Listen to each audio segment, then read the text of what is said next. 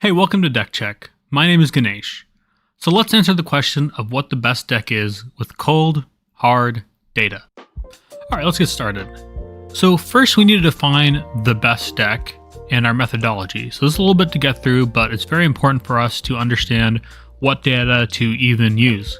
Don't worry, we'll get straight to the results right after this part. So we're going to use conversion rate to top 16, which means the percentage of players with the deck that make top 16. Here's why. So Swiss rounds offer us the most data because they usually have 4 or more rounds, and they have way more players in those rounds. Swiss rounds actually define our top 16. It isn't possible to be a tournament winner without doing well in Swiss. Also, if you like this sort of content and want to see more, make sure to like the video and subscribe to the channel, as I've got a lot of great stuff coming out soon. It's totally free too. Yeah, so why are we not using tournament wins instead? It's a very good question. So we get a very small amount of data from tournament wins. It only counts 4 players and 1 game. Top 16 players are generally going to have about the same skill level. This means games in top 4 and top 16 a lot of times can come down to mulligans, variants, turn order, just random stuff that even if the players are all equally skilled, there's other factors that can affect who actually wins the tournament. Lastly, we get to the Maverick problem in top 4, where sometimes a deck can just win because players are not really familiar with it, with the new deck. This doesn't mean the deck is bad, but it does mean it won't be as effective once players adjust to it. So like some new partner pairing that people haven't seen and takes players by surprise. Also, we need to use quality data. So we are only using large tournaments, so those over 64 entrants. We also want our data to be up to date. So I started from June because the most impactful things, in my opinion, happened recently to cEDH were the One Ring and Bowmasters. So those are the biggest shakeups we'll be counting from this point onwards. And for this data, I'll only be taking the top 16 decks for this time period because further from that, there's not really a point. We get some really fringe, small results, so we're not going to worry about it. So let's take a quick look at what decks players have actually been playing at all. So the most number of entrants so far for this time period is Blue Farm at 206 entries in 64 or more player tournaments. After that, we have Tivit and Najila at about 160 each, then Kinnan at 139, and Atraxate and Sisay at about 100 each. So yeah, definitely feel free to pause, take a look at all this. And these are the top 16s here, with Blue Farm having the most, and then Kinnan having a smaller percentage of entries, a larger percentage of top 16. It's pretty interesting. Alright, so here's what we've been waiting for. The conversion rate for the top 16 decks from June to now. In first place, we can see Kenrith at 30.61%, way far in the lead, followed by Timna and Malcolm and Tevish Krom at about 26% each. After that, we have Blue Farm and Rogside about 25%. Then Sisay and Kinnan at 23%. And then we have the rest of these decks. Here, I'll see if I can scoot over. You can see Tyam and Yuriko down there at the bottom at 12%, 14%. So definitely very interesting. Kenrith is honestly a very, very interesting pick. I did not expect this to be in first place when I was first making this video, but I do think there are very good reasons for it.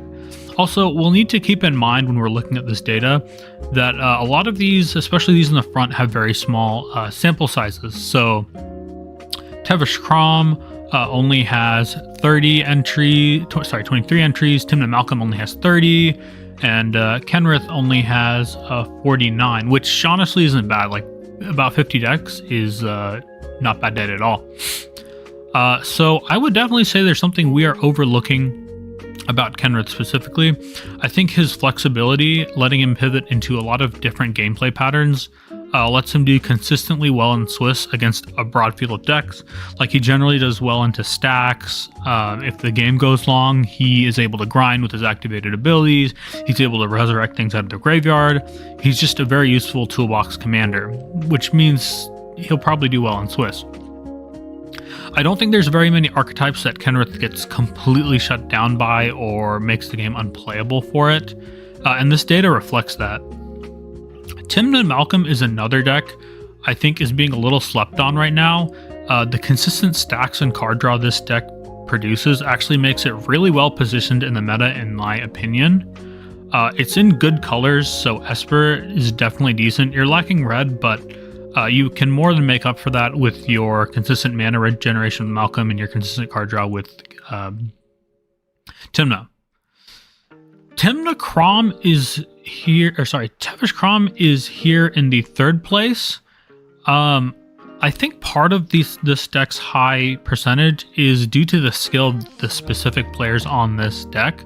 I know there's a few diehard Tevesh Crom pilots that consistently do well with this deck, so this is not, in large part due to these diehard Tevesh Crom players. There's really not a lot of them. I'll scoot over. Yeah, so you see 23 separate entries, 6 top 16s. So a very dedicated fan base for that partner pairing.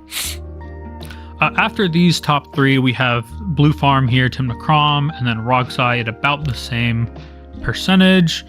And then it just kind of drops down from here.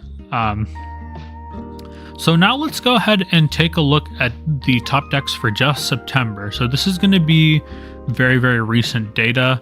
100% of this credit goes to Callahan from the Mind Sculptors. I will link their tweet below. So if you're interested, please go ahead and check out their channel. Not taking credit for this in any way. But this is decent enough data.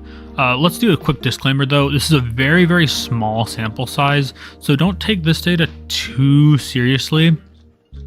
Like for example, for Blue Farm, we only have about 50 data points. For Kenrith, we only have 10 entries. It's not really enough to draw a very solid conclusion, I would say. But here we can see in the month of September, Blue Farm actually did do the best. Partially because I did well in the Chaos Charity event, which I won. So if you take out my results, this deck actually does fall below Sisay here in terms of win percentage. You can see Blue Farm did well, Sisay did well. Nijila is coming back up into the meta, which surprised me a bit because we were having so many blockers. It makes it hard for this deck to do well. This one really surprised me. So Corvold is in 4th place in terms of win percentage, which is really interesting. I guess he is a pretty solid draw engine, and this could partially be because we have players that aren't used to what Corvold actually does, since it's been so long since it's been a really competitive deck. So having a very solid 26% win rate, very nice.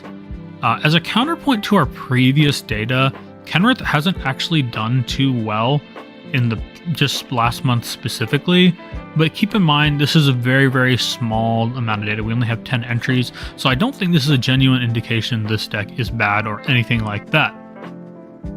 So to conclude the video, I'd say if you're looking for something a bit off meta but a very, very high chance of making top 16, Kenrith, Tymna Malcolm, and Tevesh Crom all seem to be great picks. And it seems like, based on the data, the commander you're most likely to make into top 16 with is Kenrith, the Return King. That's it. We'll see you later.